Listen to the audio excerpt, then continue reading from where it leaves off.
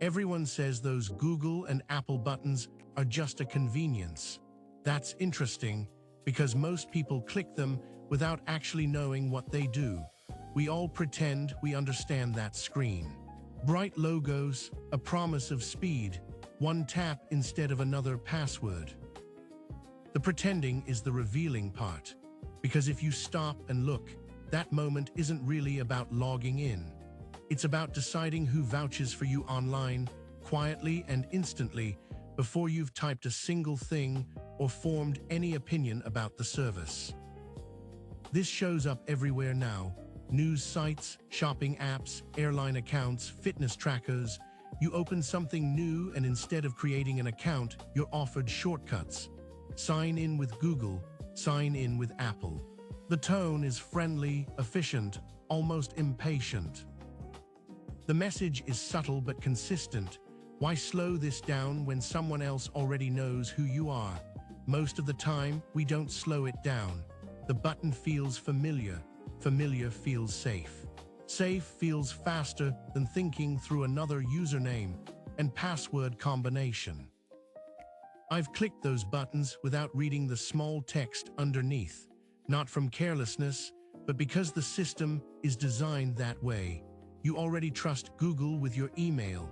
Apple already unlocks your phone. Compared to inventing another password, the leap feels minor. That convenience signals a larger shift. Creating an account used to mean a small, separate relationship. A name, an email, maybe a password written down nearby. If you stopped using the service, it faded quietly. Now, one identity can unlock dozens of accounts at once. Under those buttons is social login. It allows websites to outsource identity to companies already managing it. Google or Apple doesn't just save time, they sit between you and the service. Instead of introducing yourself, you're asking them to confirm you exist. That isn't automatically a problem, it's a structural change. When you use Google, you usually share your name, email, and a unique identifier. Apple often offers to hide your email with a relay address. Same result, different posture toward privacy and linkage. The permission screen is where this exchange actually happens. It looks dull, but it matters. That's where shared data is listed. Profile details, photos, future access. Skipping it feels efficient, but it's the only moment where the trade is stated plainly. The speed is real, fewer passwords, fewer resets, fewer verification emails arriving at the wrong moment. For low-stakes services, that trade often makes sense. For money, health, or long records, it deserves a pause, not fear. Just attention. Using these buttons isn't about right or wrong. It's about awareness. Each click decides how connected your accounts become and who mediates that connection. Convenience always has structure behind it, whether or not the interface asks you to notice. So this isn't about avoiding those buttons or embracing them blindly. It's about knowing what role they play. You're not just logging in faster, you're choosing how tightly your accounts are connected and who sits in the middle. Once you see that, the choice stops feeling automatic and starts feeling deliberate. Once those buttons started showing up everywhere, the confusion wasn't really about trust. It was about mechanics. People sensed something had changed, but the screen didn't explain it. You weren't creating an account anymore. You were borrowing one. That's the shift worth translating.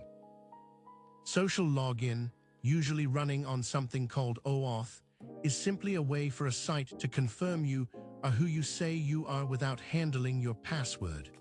Instead of inventing a new username and secret, you let Google or Apple vouch for you. The site never sees your Google or Apple password. It just receives confirmation that a trusted system has already checked you. That alone removes risk from the site and friction from you, which is why the model spread so quickly across the internet. That convenience is real. Fewer passwords to remember. Fewer reset emails arriving when you're already annoyed. fewer scraps of paper with half-legible hints. For everyday services, that trade is practical and earned, not imaginary or manipulative.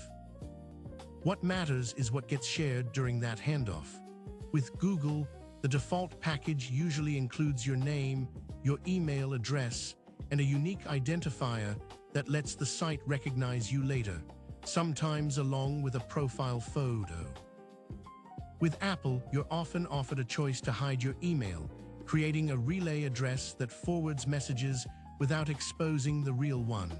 Same result, different posture toward privacy and long-term linkage, which is why the choice exists at all.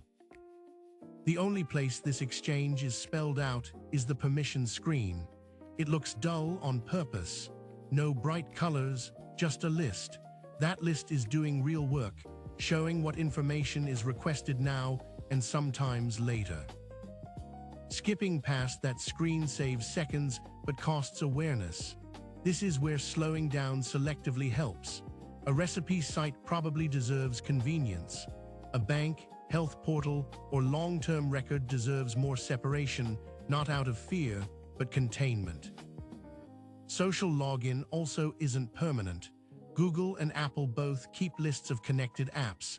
You can review them later and remove access. When you do, that app loses sign-in ability. The relationship ends cleanly, which surprises many people. One account can open many doors, but the decision doesn't happen once. It happens every time you tap the button. The mistake is treating that moment as automatic, when it's actually a repeated choice embedded in routine behavior. None of this requires suspicion. It requires context. Social login is efficient by design. Efficiency isn't neutral, but it isn't hostile either. It simply moves decisions earlier and faster than we're used to noticing them. Once you see that structure, the buttons stop feeling mysterious. They become tools, and tools, once understood, tend to behave themselves without drama, especially when you know when to use them and when to choose a different path.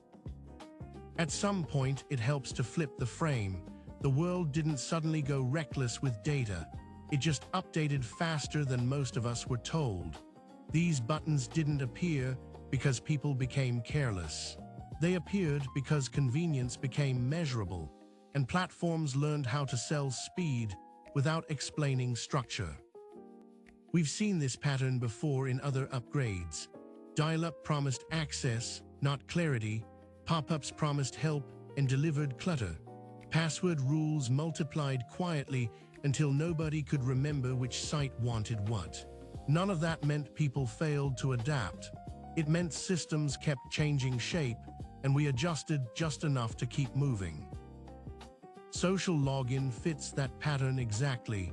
It isn't a trick. It isn't a shortcut with a hidden trapdoor. It's an efficiency layer dropped on top of an already messy identity system. Once it works, it fades into the background, which is why so many people use it without stopping to think. That background fade is powerful. Anything that removes friction without demanding attention tends to become invisible. The less effort it takes, the less curiosity it invites. That's not negligence. That's how human attention works, when interfaces are designed to disappear once they succeed. What matters now isn't undoing the past. Everyone has clicked those buttons. That's normal. The useful move is deciding how you want to use them going forward, with a little more intention and a lot less self-criticism about choices made under speed and habit. A simple checklist usually does the job without drama. First, what's the stake? If it's low, a news site, a store you'll use once, a service you don't expect to revisit, speed is probably worth it, and nothing meaningful is being handed over. Second, what's the lifespan? If it's short, convenience wins. Third, what's being stored? Money, health data, years of records, or anything tied to legal identity deserves more separation. That isn't fear. It's containment, the same logic used everywhere else in life. If you're unsure, the permission screen is the pause point, not because something bad is hiding there, but because it's the only place the exchange is spelled out plainly. Name, email, profile photo, future access. It's a receipt, not a warning label. Reading that screen takes seconds. Skipping it costs context. The difference is subtle but lasting. When you know what's shared, the button stops feeling like a leap of faith and starts feeling like a transaction you can evaluate calmly. It also helps to remember that nothing here is permanent. Google and Apple both keep quiet lists of what you've connected. You can visit them anytime and remove access. When you do, the app doesn't argue. It simply stops recognizing you through that route. There's no need to turn this into a purity test. Using social login doesn't mean you don't care about privacy. Avoiding it doesn't mean you're behind. These are tools, not identities. The mistake is letting the default decide every time because it's bright and easy. Once you see the structure, the pressure eases. You stop feeling rushed by the interface. You recognize when convenience is doing honest work and when friction is useful. You make the choice calmly, then again. That's the real update. This is Old Dog New Moves. I'll see you next time.